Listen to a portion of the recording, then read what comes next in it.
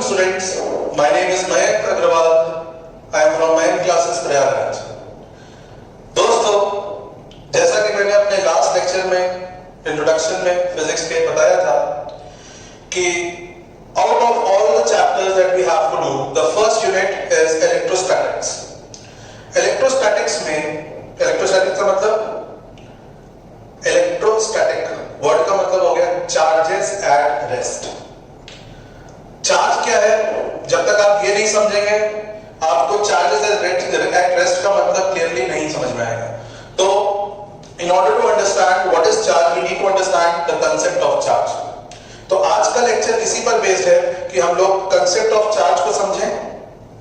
ये इतना इंपॉर्टेंट है कि चाहे वो क्लास 12th का बोर्ड एग्जाम्स हो, आईएससी सीबीएसई या जेईई मेंस एडवांस या नीट जो लोग अपीयर करेंगे, उन सब के लिए ये इंफॉर्मेशन बहुत वाइटल है। ये बिल्कुल भी मत सोचिएगा कि ये बहुत ही लाइट चीज है, हल्की है, नहीं। इस पर बेस्ड बहुत बड़े बड़े कंसेप्ट्स हैं, बहुत सारी चीजें आती हैं इसमें। तो आपको ये ध्यान रखना है कि अगर आप कंसेप्ट ऑफ चार्ज सही से नहीं समझते हैं तो the beginning of topic will not be good. और एक अच्छी शुरुआत के लिए ये जरूरी है आप इसको अच्छे से समझें। प्लीज हेडफोन का यूज करिएगा। हेडफोन यूज करते समय ध्यान रखिए कि आपको नोट्स जो भी बनाने हैं वो भी आप बनाते जाइए, because consider this as lecture of your class itself. One on one पढ़ाते समय यार एक चीज होती है कि हम स्टूडेंट्स को बाय फेस देखते रहते हैं तो समझ में आता है किसको क्या समझ में आ रहा है, क्या नहीं समझ में आ रहा है। उसके हिसाब से हम टॉपिक में और डेप्थ में और डिटेल में उसके हिसाब से चले जाते हैं। तो इसमें अगर आप ईमानदारी से समझेंगे तो मैं उन सब बातों को ध्यान रखूंगा जो जहां जहां बच्चे लैग करते हैं। तो in order to do it in a very good way I will need your support. और फिर भी अगर आपको कोई बात समझ में नहीं आती है, कोई भी एक पॉइंट नहीं क्लियर होता है, पॉज करिए लेक्चर को और नोट डाउन करिए उस क्वेश्चन को और मुझे व्हाट्सएप कर दीजिए मेरे नंबर पे व्हिच इज 9889034667। आपको मैं जितनी जल्दी हो सकता है उसका रिप्लाई करूंगा एंड चीजें जो है वो स्ट्रीमलाइन चलती जाएंगी। तो let's start with the topic. इसमें हम लोग बात कर रहे हैं इलेक्ट्रोस्टैटिक्स की। जैसा कि कहा गया study of charges at rest. आज मेरा जो लेक्चर है वो थ्योरेटिकल है, इसमें न्यूमेरिकल्स नहीं है, बिकॉज ये एक पोर्शन है जो आपको समझना है पहले। और एक बात और कहूंगा, मेरा फिजिक्स पढ़ाने का जो तरीका है वो प्रैक्टिकल है, मतलब न्यूमेरिकल की बात नहीं कर रहा हूँ। प्रैक्टिकल से मेरा मतलब है यहाँ पर छोटे मोटे डिमॉन्स्ट्रेशंस के साथ पढ़ाना जो आपको आर्टिकल्स को समझने में बहुत हेल्प करते हैं। और डे टू डे एक्टिविटीज से हम उन चीजों को कर सकते हैं। कुछ मशीन्स है मेरे पास जिनके जरिए मैं आपको वो चीजें डिमॉन्स्ट्रेट करूंगा अपकमिंग लेक्चर्स में आगे। तो आपको बस क्या करना है, हर लेक्चर को प्रॉपर्ली फॉलो करना है। अगर आप फॉलो नहीं करेंगे उससे कुछ सीखने को नहीं मिलेगा। आप सिर्फ अपना डेटा खराब करोगे, अपना टाइम खराब करोगे। और मैं तो जो बोल रहा हूँ जिसको भी पढ़ना होगा उसके लिए बहुत फायदेमंद है। तो अगर आप ध्यान देकर करोगे तो बहुत अच्छे से समझ में आएगा और हर क्लास में आपको कुछ ना कुछ नया समझ में आएगा, कुछ ना कुछ नई चीजें मिलेंगी, इंटरैक्टिव होगा। कुछ लिंक्स भी मैं शेयर करूंगा जिसको आप साइमल्टेनियसली देखोगे तो आपको और चीजें क्लियर होंगी। तो कुछ लिमिटेशंस हैं ऑनलाइन पढ़ने के, उन लिमिटेशंस और प्लस कुछ एडवांटेजेस हैं, उन दोनों के साथ में हम लोग आगे बढ़ते हैं। और प्लीज रोज का काम रोज रोज करते जाइएगा, उसको पेंडिंग मत होने दीजिएगा, क्योंकि अगर आपने उसे फाइल अप होने दिया तो फिर भी कोई लेक्चर का कोई काम नहीं। कुछ लोग बुक्स पूछते हैं, टॉपिक को स्टार्ट करने से पहले ये बात क्लियर कर दे रहा हूँ। बुक्स पूछते हैं तो देखिए बुक आप कहीं पर भी सर्च करेंगे 2-4 बुक्स का नाम आता है। स्कूल लेवल पे देखोगे आईएससी के लिए नूतन रिकमेंड की जाती है, नूतन पब्लिकेशन की बुक। और साथ में एक सप्लीमेंट लोग लगाते हैं HC Verma volume 2 for class 12th in general. एक टॉपिक है ऑप्टिक्स का, वो वॉल्यूम 1 में दिया हुआ है, बट एचसी वर्मा मैं रिकमेंड करता हूं ज्यादा, बिकॉज इसमें कंसेप्ट्स को बहुत ही ज्यादा एक्यूरेट लेवल पे बताया गया है। और ऐसे एग्जांपल्स हैं जिनको अगर आपने सॉल्व किया, ऐसे क्वेश्चंस हैं जिनको आपने सॉल्व किया तो आपके कंसेप्ट बहुत स्ट्रांग बनते हैं। साथ ही साथ बहुत सारे अलग अलग मटेरियल अवेलेबल होते हैं ऑनलाइन, उन सबको करते जाना। लेकिन सबसे पहले लेक्चर्स को ध्यान से सुनिए, जिनसे भी आप पढ़े। अगर वो आप पहले तो गलत को चुनेंगे नहीं, अगर आपने सही पर्सन को चुना है, आप उनसे ध्यान से पढ़ रहे हैं, तो पहले उनकी बातों को समझिए, इंप्लीमेंट करिए। कई बच्चे क्या करते हैं, इंप्लीमेंट नहीं करते हैं, बस पढ़ते चले जाते हैं। इंप्लीमेंट न करने से ये समझ में नहीं आता कि आप सही टीचर से पढ़ रहे हो कि नहीं। पढ़ा, इंप्लीमेंट किया, सही लगा, काम आ रहा है, तब तो वो टीचर सही है, या आप सही से पढ़ रहे हो। तो अगर आप इंप्लीमेंट नहीं करोगे और बहुत दिन बाद फिर से कॉपी उठा करके फिर से चीजें ढूंढोगे, तो फिर उसमें टीचर भी कुछ नहीं कर सकता। ओके, तो let's start with the topic. Pay attention. Electrostatics, study of charges at rest हम लोग नाम देते हैं। इलेक्ट्रोस्टैटिक्स का मतलब क्या हो गया, चार्जेस एट रेस्ट। और इलेक्ट्रोडायनेमिक्स का मतलब क्या होगा, चार्ज इन मोशन। तो क्योंकि टॉपिक इलेक्ट्रोस्टैटिक्स है, तो चार्ज एट रेस्ट की बात होगी। तो रेस्ट का मतलब तो समझ में आ गया, रुका हुआ। लेकिन ये चार्ज क्या है, ये बहुत बेसिक सा टर्म है। अभी हम किसी से पूछेंगे what do we mean by charge, वो तुरंत बोलना शुरू कर देंगे पॉजिटिव चार्ज, नेगेटिव चार्ज। तो मैं आपसे ये नहीं पूछ रहा हूं कि व्हाट टाइप ऑफ चार्ज या how many types of charges are there, ये मैं नहीं पूछ रहा हूं। मैं पूछ रहा हूं व्हाट इज चार्ज। तो इसका मीनिंग जब तक आपको क्लियर नहीं होगा, इससे जुड़े हुए कुछ सवाल आपको क्लियर नहीं होंगे, तब तक कंसेप्ट ऑफ चार्ज अधूरा रहेगा और इस पर बनने वाले जितने भी कंसेप्ट्स आगे हैं वो सब बेकार होंगे। ज्यादातर बच्चे एक नाम ढूंढते हैं, फाउंडेशन कोर्स। और मैं आपको एक चीज क्लियर करना चाहता हूं, फाउंडेशन वर्ड का मतलब आप सबको पता है। फाउंडेशन का मतलब होता है बेस। अगर आपने बेस को अच्छे से नहीं पढ़ा, तो जितने भी आगे एडवांस कंसेप्ट्स हैं वो आपको अच्छे से क्लियर नहीं होंगे। हाई फाई या टफ क्वेश्चंस को डायरेक्टली अटेम्प्ट करना, ये फाउंडेशन कोर्स नहीं है। फाउंडेशन वर्ड का मतलब होता है right from the base, right from the start. तो जब जो टॉपिक जिस चीज से बना है उसको जब आप समझेंगे, तब आपको उसका एडवांटेज फील होगा। तो लेट्स स्टार्ट। तो मैंने कुछ क्वेश्चंस आपको बताए हैं यहाँ पर, उनको ध्यान दीजिए। पहले मैं कुछ क्वेश्चंस को लेके चल रहा हूं ताकि आपके दिमाग में ये कुछ फ्लैश करे, कुछ आंसर्स आपके दिमाग में आए। सबसे पहला question, what is charge? What is charge? आपके दिमाग में बहुत सारे आंसर्स होंगे, कुछ लोग के दिमाग में सही आंसर होंगे, कुछ लोग कंफ्यूज होंगे, या कुछ कहेंगे अभी तो बताएंगे थोड़ी देर में खुद ही। तो आप ध्यान दीजिए, चार्ज हैज एक्सटेंसिव प्रॉपर्टीज और intensive properties. I can guarantee you, जो पॉइंट्स मैं यहां पे लिख रहा हूं, अगर आपने इनको नहीं समझा तो आगे बहुत दिक्कत होगी। तो इसलिए ये सारे क्वेश्चन बहुत इंपॉर्टेंट हैं। Treat them like they are very much important for you to understand further. इसलिए अब जैसे ये क्वेश्चन है, इसमें दो वर्ड्स आ रहे हैं, एक्सटेंसिव और इंटेंसिव। दिमाग लगाओ, कहां सुना है? तो कुछ याद है? सोचिए, अभी हम बताते हैं और आगे बढ़ते हैं। टाइप्स ऑफ चार्जेस, तीसरी चीज हो गई, what type of charges do we know. तो ये सबको पता है, इसका आंसर तलाक से आता है, पॉजिटिव और नेगेटिव। चलो भैया, पॉजिटिव और नेगेटिव ही क्यों? सोचो।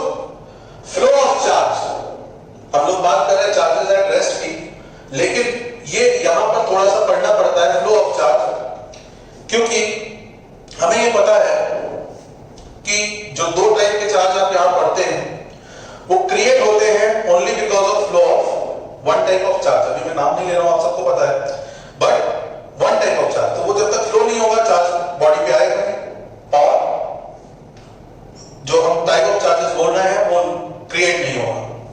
तो फ्लो ऑफ चार्ज पढ़ेंगे। फिर can we convert a neutral particle or atom to a positively or negatively charge particle?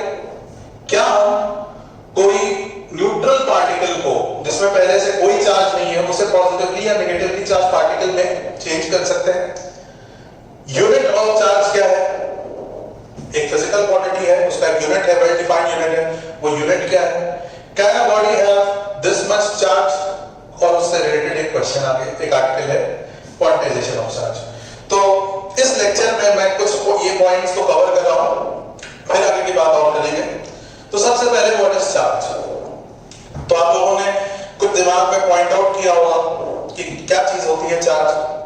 दोस्तों, चार्ज में जैसे ही मैं लोगों से बोलते, जैसे मैंने पहले कहा, बहुत से लोग सोचते हैं कि ये सिर्फ पॉजिटिव और नेगेटिव है। नहीं, जैसे मैं पूछता हूं व्हाट इज मास, जैसे मैं पूछता हूं व्हाट इज मास, तो अगर सही तरीके से एब्रिविएट किया जाए तो मास हम बोलते हैं quantity of matter occupying a particular volume, तो उसको हम लोग बोल देते हैं मास। ठीक है, तो जैसे डिफाइन किया गया, समझ में आया कि कोई एक चीज का किसी का काउंट है, क्वांटिटी ऑफ मैटर है, एक वेल डिफाइंड स्पेस में कंटेंट है, उसको हम लोग मास बोल देते हैं। इसी तरीके से चार्ज को भी डिफाइन करना है। चार्ज है क्या? चार्ज वो फिजिकल प्रॉपर्टी है मैटर की ही, physical property of matter, a physical property of matter by the virtue of which it is attracted or repelled by electromagnetic force। कुछ बात समझ में आई? हम जानते हैं यूनिवर्स में 3 तरह की ऐसी फोर्सेस हैं जो एग्जिस्ट करती हैं, को एग्जिस्ट करती है, कहा जाएगा electric force, magnetic force, gravitational force, है ही है। तो ग्रेविटी किसको अट्रैक्ट करती है? मैटर को। मास, जिसके पास मास है, ग्रेविटी उसे अट्रैक्ट करता है। तो इसी तरीके से इलेक्ट्रिक फोर्स और मैग्नेटिक फोर्स किसको अट्रैक्ट करते हैं? तो मैग्नेटिक फोर्स में तो चार्ज को मोशन में होना चाहिए तब वो उससे अफेक्ट होता है, बट इलेक्ट्रिक फोर्स के में ये पढ़ा जाता है जब चार्ज रेस्ट पे होता है तो इलेक्ट्रिक फोर्स उसको उसके नेचर के हिसाब से या तो अट्रैक्ट करेगा या तो रिपेल करेगा। तो what is charge? It is a physical property of matter by the virtue of which it is attracted or repelled by electromagnetic force, और सिंपली अभी आप शुरुआत में बोल सकते हैं इलेक्ट्रिक फोर्स। आई बात समझ में? क्लियर हो गई बात? ये व्हाट इज चार्ज की मीनिंग समझ आएगी नहीं? तो व्हाट इज चार्ज ये हो गया। अब यहां पर आ रहा है चार्ज हैज एक्सटेंसिव प्रॉपर्टी और इंटेंसिव प्रॉपर्टी। एक्सटेंसिव और इंटेंसिव प्रॉपर्टीज, ये टर्म आपने 11th में केमिस्ट्री में सुना था। कुछ फिजिकल क्वांटिटीज या केमिकल प्रॉपर्टीज होती हैं जो क्वांटिटी ऑफ मैटर पे डिपेंड करती हैं। जो क्वांटिटी ऑफ मैटर पे डिपेंड करती हैं वो एक्सटेंसिव, और जो नहीं डिपेंड करती हैं वो इंटेंसिव। मतलब कहने का, जैसे एक एग्जांपल है से डेंसिटी, एक फिजिकल प्रॉपर्टी क्वांटिटी है डेंसिटी। तो आप 1 kg आयरन लो या 10 kg आयरन लो, क्या डेंसिटी में कोई चेंज है? डेंसिटी तो सेम रहेगा ना। तो क्वांटिटी पे क्या डेंसिटी डिपेंड किया? नहीं, क्योंकि आप जब मास बढ़ाओगे तो उसका वॉल्यूम भी बढ़ेगा और डेंसिटी हमेशा क्या रहेगा? कांस्टेंट।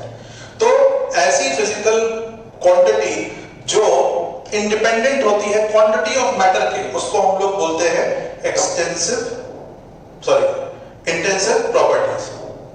और एक्सटेंसिव क्या होता है? जो डिपेंड करता है। जैसे एग्जांपल है, सपोज काइनेटिक एनर्जी या कोई भी एनर्जी, किसी भी तरह काइनेटिक, पोटेंशियल, कोई भी एनर्जी ले लीजिए, हीट एनर्जी ले लीजिए, इन सब का जो फॉर्मूला आपने पढ़ा है उसमें m आता है, मास। तो जब मास बढ़ाते जाओगे ऑब्जेक्ट का तो ये एनर्जीज बढ़ती जाएगी। बाकी सारी चीजों को कांस्टेंट रखो, स्पीड मत बदलो, हाइट मत बदलो, टेम्परेचर चेंज मत बदलो, बस मास बदल दो। तो आप देखोगे काइनेटिक एनर्जी का फॉर्मूला क्या होता है? 12mv²। तो मास चेंज किया, काइनेटिक एनर्जी बदल गई। पोटेंशियल एनर्जी mgh, उसमें m क्या होता है? मास। बदल दिया, पोटेंशियल एनर्जी चेंज। ठीक है। हीट एनर्जी के लिए cm डेल्टा टी फॉर्मूला आप लोग यूज करते हैं, उसमें m अगर चेंज कर देंगे एनर्जी चेंज हो जाएगी। तो आप ये चीज नोटिस कर रहे हो कि there are some physical quantities which depend on quantity of matter and there are some physical properties which do not depend on the quantity of matter. So now I am asking you again, charge नहीं depend करेगा या depend करेगा quantity of matter पे? सोचिए। कुछ आया दिमाग में? चलिए मैं बताता हूं। आप एक ऑब्जेक्ट जिसका चार्ज कुछ भी वैल्यू पे है, अभी हम लोग वैल्यू पे आगे जाएंगे, बट मान लीजिए कुछ भी वैल्यू है, मान लीजिए वो मेटल बॉडी है, आपने उसमें उसी मटेरियल की मेटल बॉडी को कांटेक्ट में कर दिया तो जो चार्ज है वो डिस्ट्रीब्यूट हो जाता है। टोटल में चार्ज चेंज नहीं हुआ, example unit of charge coulomb है, आप आगे पढ़ोगे यूनिट ऑफ चार्ज कूलम है। सपोज एक स्फीयर है, इधर ध्यान दीजिएगा, एक स्फीयर है मेड अप ऑफ से आयरन, इस पे हमने चार्ज दे दिया से 1 कूलम चार्ज से 1 कूलम चार्ज, और इसको हमने टच करा दिया एक और स्फीयर से जो कि डिफरेंस इन साइज है और मटेरियल सेम है, डेंसिटी सेम है, बाकी प्रॉपर्टी सेम, बस साइज डिफरेंट है। तो व्हाट डू यू फील? हम सब जानते हैं कि मेटालिक नेचर की वजह से चार्ज कंडक्ट कर जाएगा, और अब इस पूरे ऑब्जेक्ट एज अ होल पे चार्ज 1 कूलम है। तो व्हाट डू यू नोटिस? पहले चार्ज कितना था? 1 कूलम। क्वांटिटी ऑफ मैटर बढ़ गया तो भी टोटल चार्ज कितना है? 1 कूलम। तो ये क्या इंडिकेट करता है? ये इंडिकेट करता है कि charge has intensive property. Charge has intensive property. Meaning clear हुआ?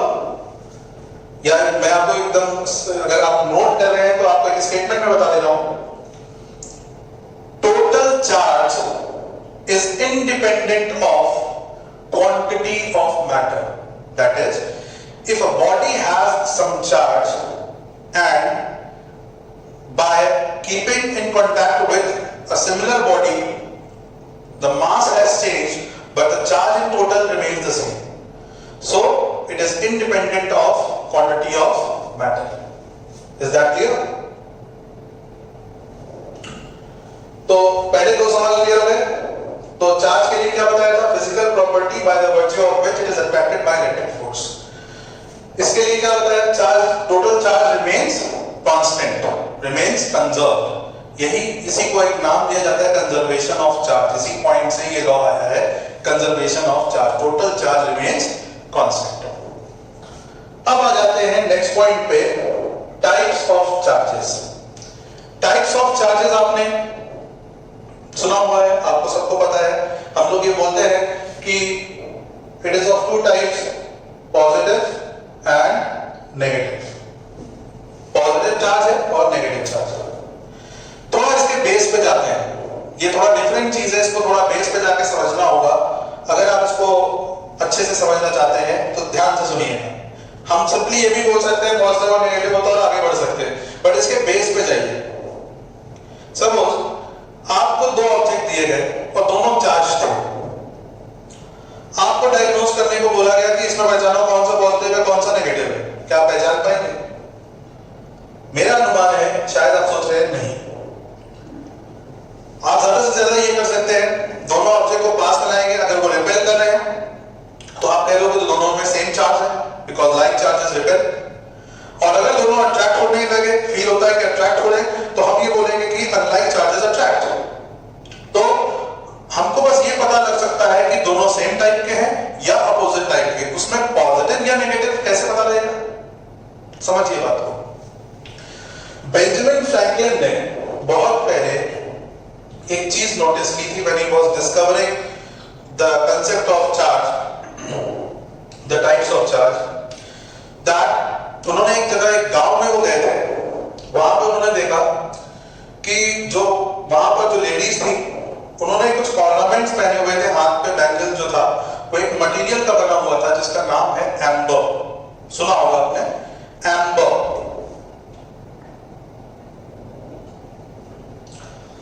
एम्बर जो होता है ये ट्रीज से निकला हुआ एक जेल होता है जिसको शेप करके पुराने समय में इसके ऑर्नामेंट्स बनते थे।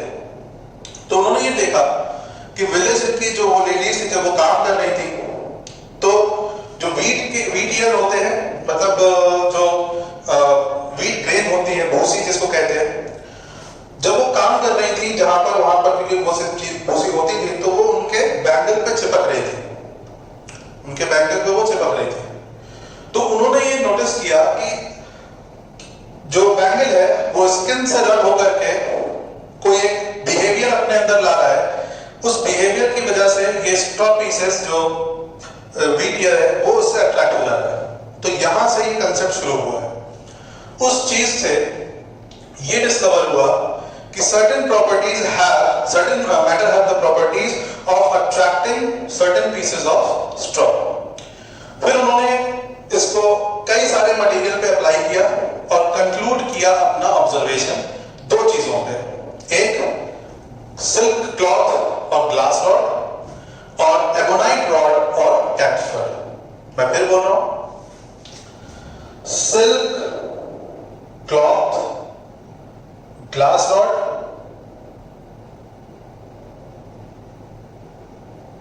और कैटफर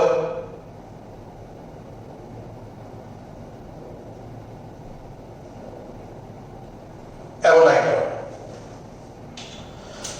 ड्यू टू सम रीजन उन्होंने सिल्क क्लॉथ को ग्लास रॉड पे रब किया और नोटिस किया कि ग्लास रॉड पे एक चार्ज आ गया और सिल्क क्लॉथ पे एक चार्ज आ गया, और इसी तरीके से कैटफर को रब किया एबोनाइट रॉड पे और उस पे भी चार्ज आ गया।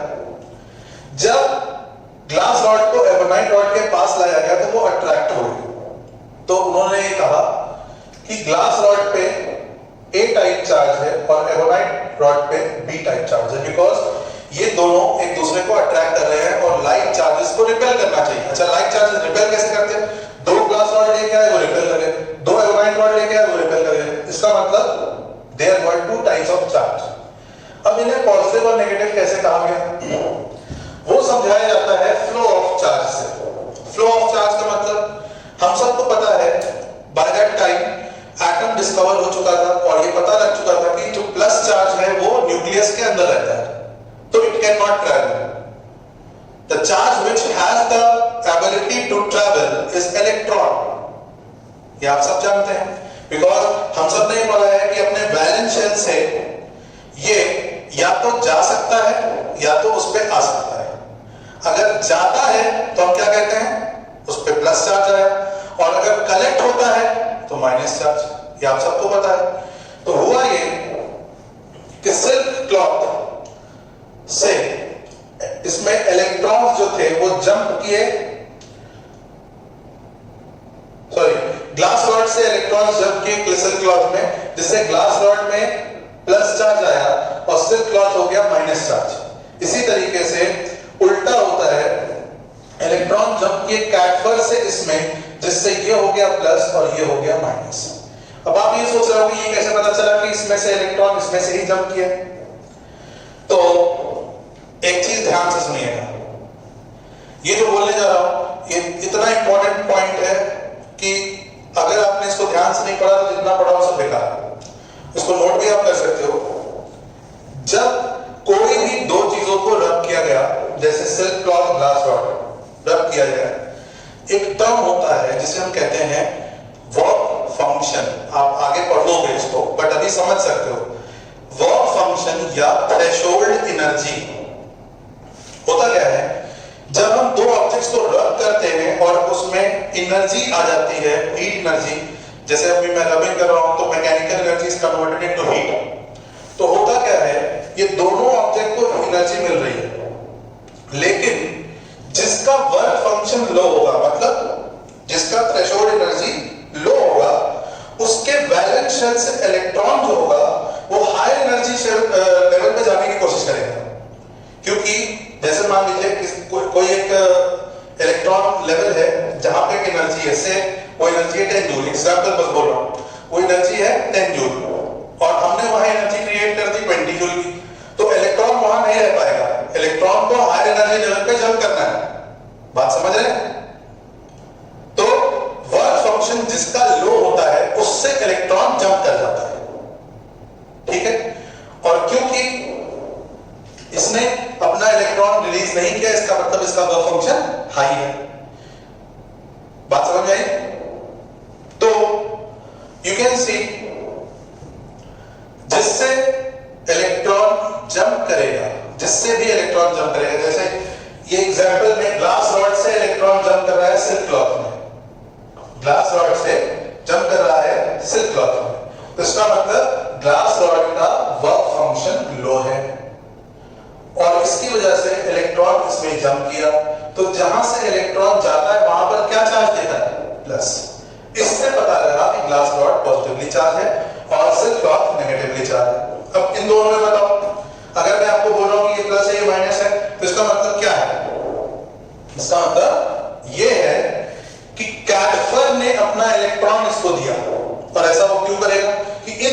मीडियम में इसका वर्क फंक्शन लो है, मतलब ये कम एनर्जी में इलेक्ट्रॉन जाने दे रहे हैं। तो जैसे ही एनर्जी इन दोनों में डोमेन के थ्रू गई, ये एनर्जी रिसीव करके इलेक्ट्रॉन को रिलीज करेगा, जो यहाँ कलेक्ट होगा। यहाँ डिफिशियंसी ऑफ इलेक्ट्रॉन होगा इसलिए प्लस, यहाँ एफिशिएंसी ऑफ इलेक्ट्रॉन होगा इसलिए minus. This is the theory of plus and minus charge. Hopefully आपको ये बात समझ में आई होगी। तो इसको समराइज कर रहे हैं। जब भी हम लोग बात करते हैं टाइप ऑफ चार्ज और फ्लो ऑफ चार्ज, तो हम इसको समझा रहे हैं। एटम कंटेन्स न्यूक्लियॉन्स, जिसमें न्यूट्रॉन्स होते हैं और प्रोटॉन्स होते हैं, वो कहीं जा नहीं सकते, और उनके around different different energy levels पे इलेक्ट्रॉन घूमते रहते हैं। उसके वैलेंस इलेक्ट्रॉन जो होते हैं, अगर उनको सफिशिएंट एनर्जी मिल जाएगी तो वो जंप कर सकते हैं। अगर वो जंप करते हैं दूसरे हायर एनर्जी लेवल पे, तो जो पेरेंट एटम है वो पॉजिटिवली चार्ज हो जाता है, और जहां वो जंप करते हैं वो नेगेटिवली चार्ज हो जाता है। ये बात समझ में आ रही है ना? उसी पे ये बेस्ड है। सिल्क क्लॉथ और ग्लास रॉड को जब रब किया गया आपस में, तो ग्लास रॉड का वर्क फंक्शन कम था, मतलब ये कम एनर्जी में इलेक्ट्रॉन को जाने दे देगा। तो इसने इलेक्ट्रॉन को जाने दिया। जैसे ही जाने दिया तो खुद कैसा हो जाएगा? पॉजिटिवली चार्ज, और ये क्या हो गया? नेगेटिवली। इसी तरीके से कैडफर और एगोनाइट में, कैडफर ने इलेक्ट्रॉन को जाने दिया बिकॉज कैडफर का वर्क फंक्शन कम है, इसलिए इस पे क्या आ गया? प्लस चार्ज, और इस पे क्या आ गया? Minus charge. यहां से ये डिस्कवर हुआ there are two types of charges, जिनको ए या बी ना बोल करके क्या बोला गया? Plus and minus. तो plus is actually efficiency of proton, minus is actually efficiency of electron. Clear? Plus क्या है? एफिशिएंसी ऑफ प्रोटॉन या एफिशिएंसी ऑफ इलेक्ट्रॉन, और माइनस क्या है? एफिशिएंसी ऑफ इलेक्ट्रॉन और deficiency of proton. You can say that. तो यहां तक बात क्लियर हो गई। अब आपसे एक सवाल पूछता हूं, क्या हम लोग एक न्यूट्रल पार्टिकल, जो कि एटम भी हो सकता है या कोई सब्सटेंस हो सकता है, उसको सिर्फ पॉजिटिवली या नेगेटिवली चार्ज पार्टिकल में कन्वर्ट कर सकते हैं? आपके सामने यहां एग्जांपल है। सिल्क क्लॉथ नेगेटिवली हो गया कि नहीं? पहले तो न्यूट्रल था। ग्लास रॉड क्या था? न्यूट्रल, पॉजिटिवली चार्ज हो गया कि नहीं? तो yes, we can do that. There are various methods, जिसमें से एक एग्जांपल आप यहां देख रहे हैं। अच्छा, एक चीज आपसे पूछूंगा, क्या ये हमेशा के लिए ऐसे हो जाते हैं? इनका बेसिक नेचर क्या है? ये नॉन कंडक्टिंग मटेरियल्स हैं, तो इनका जो चार्ज होता है ये ट्रांसफर नहीं हो सकता। ये जो प्लस चार्ज और माइनस चार्ज है, हम चाहें कि ये प्लस और माइनस चार्ज ट्रांसफर हो जाए, जैसे कंडक्ट हो जाए, तो कंडक्ट नहीं हो सकता, बिकॉज ये एक नॉन कंडक्टिंग मटेरियल है। तो with due course of time इनके जो सराउंडिंग एनवायरनमेंट में जो भी इलेक्ट्रो फोर्स है वो इनको न्यूट्रलाइज कर देती है, और थोड़ी देर के बाद ये स्टेबल हो जाते हैं। वो टाइम पीरियड डिफाइन करना मुश्किल है, बट ये स्टेबल हो जाते हैं। तो यहां तक पॉइंट क्लियर है। इसके बाद नेक्स्ट चीज आती है यूनिट ऑफ चार्ज। तो बहुत सारी यूनिट्स डिफाइन की गई हैं, जिसमें से आपको सिर्फ एसआई यूनिट को ध्यान रखना है, और वो एसआई यूनिट है coulomb, after the name of scientist coulomb. ठीक है? ये आया कैसे? क्लास 9th में आपको करंट पढ़ाया जाता है, उसमें एक पॉइंट बताया जाता है कि current is defined as rate of flow of charge, I is equal to Q by T। I को हम लोग एम्पियर बोलते हैं, Q अभी हमें डिफाइन करना है टाइम सेकंड, तो Q is actually ampere second. ये डिफाइन किया जाता है एज कूलम। सो आप ध्यान रखिएगा इस चीज को कि हम लोग इसे कूलम बोलते हैं, और यहीं पर इसका डायमेंशन फॉर्मूला भी लिख लो। आपने 11th में पढ़ा है डायमेंशन फॉर्मूला। तो डायमेंशन फॉर्मूला क्या होगा? मास है नहीं, लेंथ है नहीं, टाइम है और तरंग है। तो इसके लिए dimension formula m0 l0 t1, और एम्पियर को हम a से ही डिनोट कर रहे हैं 1। So this is the dimension formula for coulomb. ये समझ में आया? अब आपसे एक चीज पूछ रहा हूं, एक सवाल है, can a body have a charge of 0.8 into 10 to the power minus 19 coulomb? Can it have 0.8 into 10 power minus 19 coulomb. बताइए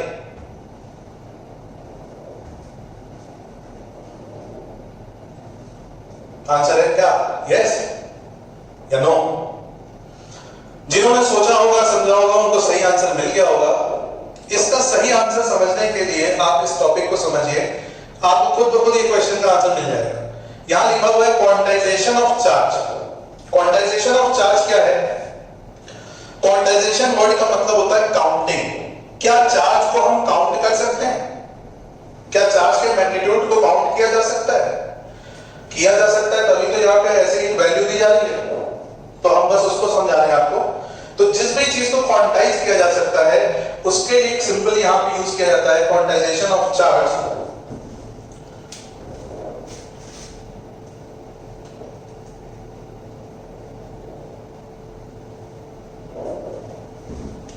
ध्यान दीजिएगा, क्वांटाइजेशन ऑफ चार्ज का मतलब है Q is equal to NE, N multiplied by V। क्या मतलब है इसका? हमने अभी पढ़ा किसी भी ऑब्जेक्ट पे जो चार्ज है वो किसकी वजह से होता है?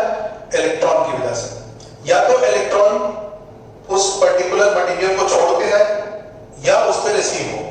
तो because it is electron which decides the charge in the object, so the quantity of charge will be decided by number of electrons that have transferred from one matter to the other. If the electrons have left a particular matter, it will be positively charged. If it is gained, then it will be negatively charged.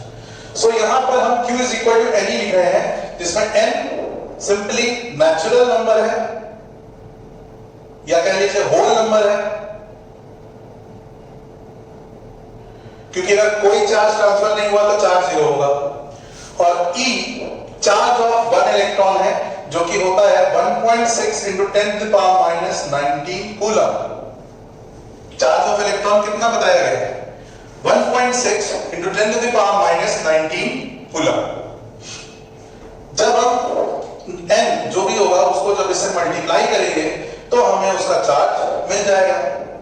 तो if n is equal to 1, अगर n 1 है तो Q कितना होगा? 1.6 into 10 power minus 19 coulomb. अब आप एक चीज नोटिस करो, क्या ये मिनिमम चार्ज नहीं है? It is the minimum charge that an object can have, whether it is positive और नेगेटिव। इलेक्ट्रॉन अगर रिलीज हुआ तो इतना पॉजिटिव चार्ज होगा, अगर इलेक्ट्रॉन गेन हुआ तो इतना नेगेटिव चार्ज होगा। लेकिन this is the minimum charge that one object can have. So, if there is any other charge which is lesser than this, ये क्या मीनिंग शो करेगा कि एक इलेक्ट्रॉन से कम ट्रांसफर होगा? ऐसा कैसे पॉसिबल है? या तो पूरा इलेक्ट्रॉन ट्रांसफर होगा या तो नहीं होगा। तो अब यहां देखिए ये क्या लिखा है, can a body have 0.8 into 10 power minus 19 coulomb charge? तो आंसर क्या होगा? No, a big no. Reason, 0.8 into 10 power minus 19 is half of this value. ये एक इलेक्ट्रॉन का चार्ज है और ये आधे की बात कर रहा है, यानी हाफ इलेक्ट्रॉन तो ट्रैवल नहीं करेगा। इसका मतलब ये आंसर गलत है। तो no object can have a charge which represents fractional transfer of electrons. There should be complete transfer of electron. तो जो Q is equal to NE को फॉलो करेंगे वही आंसर लिए जाएंगे, otherwise they will not represent a charge. So by magnitude confuse मत होइएगा, इस चीज से जज करना होता है कि चार्ज है या नहीं। तो can a body have this charge? No. तो क्वांटाइजेशन ऑफ चार्ज समझ में आया आपको? तो क्वांटाइजेशन ऑफ चार्ज क्लियर हुआ आप लोग को? तो ये कुछ बेसिक पॉइंट्स थे जिनको आपको जानना बहुत जरूरी था। इसके आगे भी बहुत चीजें हैं, बट आज के लेक्चर में इतना ही मैं आपको बोल रहा हूँ। एक चीज मैं आपको क्लियर कर रहा हूँ कि आने वाले लेक्चर में, नेक्स्ट लेक्चर में हम कुछ चीजें प्रैक्टिकली करके देखेंगे। मुझे ख्याल है आप लोगों ने कभी इलेक्ट्रॉन नहीं देखा होगा, तो आपको मैं किसी तरीके से दिखाऊंगा कि इलेक्ट्रॉन कैसा होता है। मुझसे जो पहले लोग पढ़ चुके हैं उन्होंने देखा हुआ है ऑलरेडी, और आपको भी मैं कोशिश करूंगा कि आपको ये दिख सके। तो मेरा जो पढ़ाने का तरीका है वो प्रैक्टिकल एग्जाम्पल्स लेकर के, physics is all about understanding things by practical examples. तो आज का लेक्चर तो थ्योरी था, नेक्स्ट टर्न पे हम लोग इस चीज को प्रैक्टिकली भी देखेंगे। इसमें बस आपको आज मैं एक क्वेश्चन के साथ छोड़ रहा हूं। आप क्वार्क्स